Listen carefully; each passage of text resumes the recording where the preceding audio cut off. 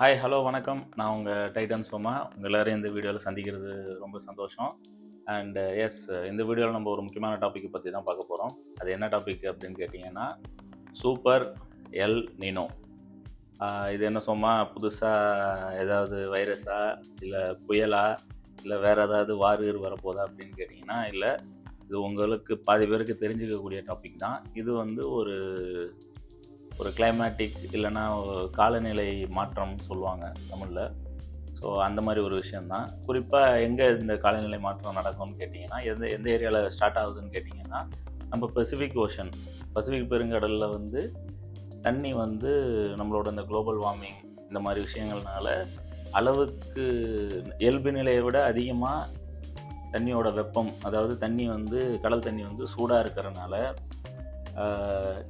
காற்று, மழை, இதோட சைக்ளோன் ஃபார்மிங் அண்டு இதோட சைக்கிள்ஸ், பீரியாடிக் சைக்கிள்ஸ் இது எல்லாமே வந்து ஹெவிலி சேஞ்ச் ஆகும். எப்படின்னு கேட்டிங்கன்னா, இப்போ ஒரு எக்ஸாம்பிளுக்கு முன்னாடியெல்லாம் நம்ம ஊரில் மே மாதத்துக்கு மழைன்றது ரொம்ப ரொம்ப ரேர். கோடைக்கால மழைன்றதெல்லாம் எனக்கு தெரிஞ்சு 90s கிட்ஸ்லாம் ரொம்ப ரேராக தான் பார்த்துருப்பாங்க. பட் இப்போ குறிப்பிட்ட 2 வருஷமாக பார்த்தீங்கன்னா, மே மந்த் எண்டில் வந்து நல்லாவே மழை பெய்யுது. ஸோ அந்த மாதிரி ஒரு சில இடத்துல பெய்யாதுன்னு நினைக்கிற இடத்துல பயங்கரமாக மழை பெய்யும். பெய்யும்னு நினைக்கிற இடத்துல சுத்தமாக மழை பெய்யாது. எஸ், இதை பற்றி நம்ம பேசுகிறதுக்கு ஒரு முக்கியமான காரணம் திருமதி டாக்டர் சௌமியா அன்புமணி அவர்கள் இந்த எல் நினோ பற்றி சட்டமன்றத்தில் ஒரு கேள்வி நேரத்தில் கேள்வி எழுப்பியிருந்தாங்க.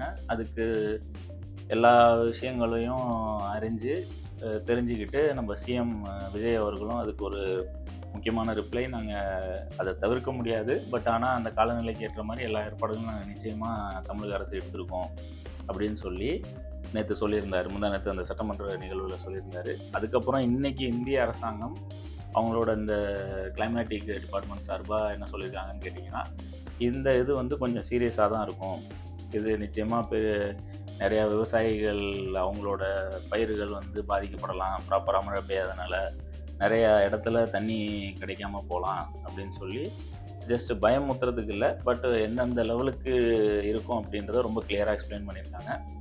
அண்டு இதில் ரொம்ப முக்கியமாக பார்க்க வேண்டிய விஷயம் என்னென்னு கேட்டிங்கன்னா, தமிழ்நாட்டில் குறைஞ்சபட்சம் 12 மாவட்டங்களில் இந்த வறட்சியும் இந்த காலநிலை மாற்றத்தினால வர தாக்கமும் இருக்கும்னு நிச்சயமாக சொல்லியிருக்காங்க. ஸோ நம்ம எல்லாருமே இந்த காலநிலை மாற்றத்துக்கு கைடன்ஸ் நம்மளால் முடிஞ்ச லெவலுக்கு நம்ம குழந்தைகள், நம்ம சுற்றுப்புறம் இது எல்லாத்தையும் முடிஞ்ச லெவலுக்கு வாட்டர் ரிசோர்ஸோடு எவ்வளோ மெயின்டைன் பண்ண முடியுமோ அதுக்கான ஸ்டெப்ஸை நம்ம எடுத்து வச்சுக்கணும். கவர்மெண்ட்டால் மட்டும் எல்லாம் பண்ணிட முடியாது. 2 கவர்மெண்ட்டுமே, ஸ்டேட் அண்ட் சென்ட்ரல். நம்மளும் ஒரு சிட்டிசனாக கண்டிப்பாக இதுக்கான முன்னெச்சரிக்கைகளை தெரிஞ்சு வச்சுக்கிட்டு அதுக்கேற்ற மாதிரி ஆக்ட் பண்ணிக்கணுன்றது என்னோடய தாழ்மையான வேண்டுகோள். ஸோ இதை பற்றின முடிஞ்ச லெவலுக்கு நீங்களும் பகிருங்க, முடிஞ்ச லெவலுக்கு நீங்களும் படித்து தெரிஞ்சுக்கோங்க. ஸோ அடுத்த வீடியோவில் நான் உங்களை சந்திக்கிறேன். அன்டில் திஸ் சைனிங் ஆஃப், உங்கள் டைட்டன் சோமா. பாய்.